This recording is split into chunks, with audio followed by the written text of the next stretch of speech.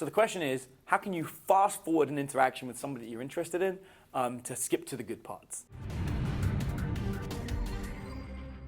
One of the biggest mistakes that guys make when it comes to talking to girls is that they force all these boring, small talk conversations on them. Women do not want to talk to you about it. And it's fascinating because guys come to me all the time and they say, I don't want to discuss pleasantries. I don't want to have small talk. And yet in their head, for some reason, they feel that small talk has to be had. You do not need to have small talk with people. That is not something that she wants to talk about. It is not something that you want to talk about. No one wants to have small talk, and yet we somehow feel in our head that we have to escalate and go through this sequence of things. I have found no better way to start a conversation than by starting in the middle of the conversation that you want to have. So give me a topic that you would love to talk about.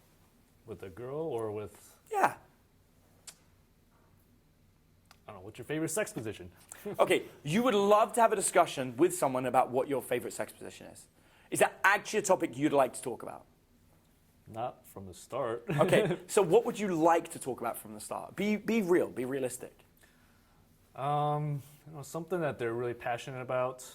What would you want to talk about? Don't worry about what they want. What do you want to talk about? Something that interests you. Health and fitness.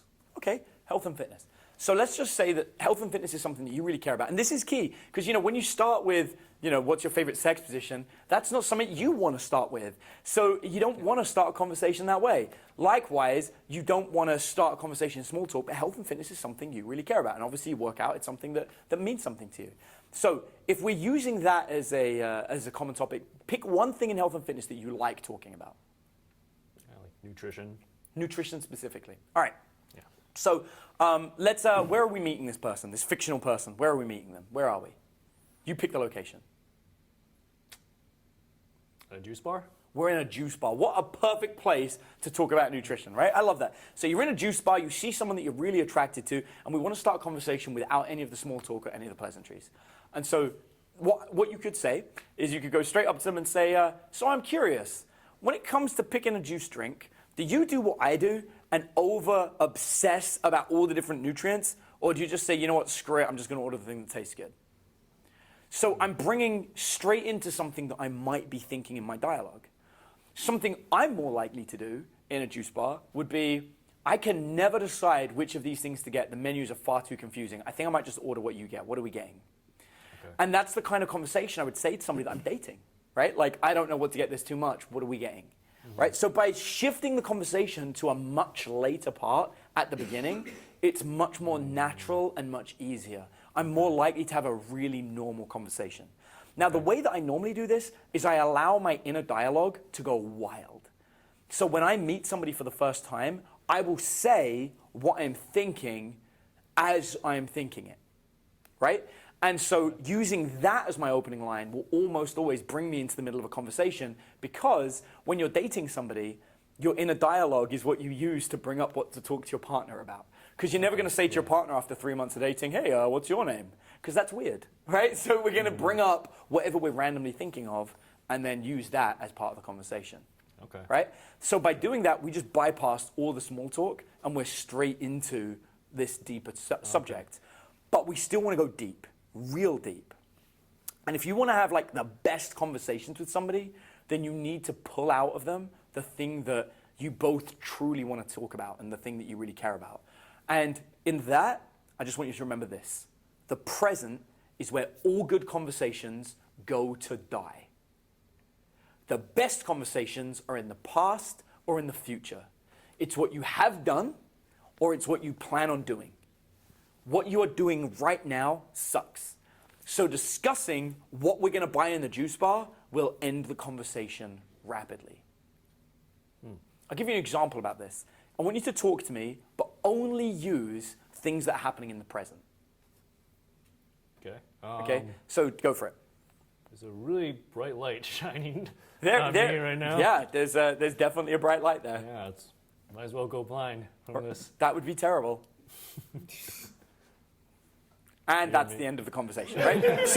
So that's how long a conversation in the present goes, right? Okay. Now, I want you to, and again, I'm not going to help you. I want you to tell me something from the past or bring up a conversation about the past? Something that has happened to you, something real. Just anything? Yeah, or does pick it a have to thing. be- It's fine. Just something from the past. Um, Something you care about from the past. I went to South Africa, like you. Had an awesome time, Cape Town. I actually got mugged there, but That's was actually a still- really common thing when people go to Africa. They do tend to get mugged. Yeah, but it was still a great experience. That's yeah. awesome. Yeah, that's what people say after they get mugged there. Yeah, it's funny. I remember the last time I was in Cape Town, I went to Nando's, which is like the best place to go and eat when you're in Africa, or South Africa.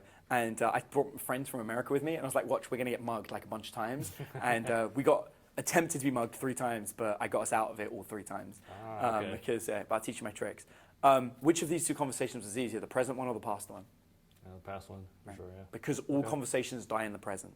So the fear that you have around small talk is actually a fear of talking in the present. If you only talk in the past or the future, your conversations will be much better and they'll go further. You also picked a really good topic. You knew something about me and you used it to generate rapport. Remember when I said good conversations come from rapport? That's why. You picked a subject and you didn't just say, I went to South Africa once, you gave me a fact about it. That fact enabled me to maintain that conversation and keep it going. Yeah. Okay. And so we can use that to have really good conversations with people. When you go into the future, you'll have the longest conversations. Why? Because up and open. Yeah, because it's absolutely open. There's so many potential chances for the future, dreams, ambitions, everything you want to do. You can talk forever about the future. So it's very easy to make that transition. Okay. That make sense? Yeah. Does that give you kind of what you need to how to bypass it and get Yeah, into for it? sure. That helps a lot. Perfect. Thank Cool. you, man. Thank you so much. Pleasure.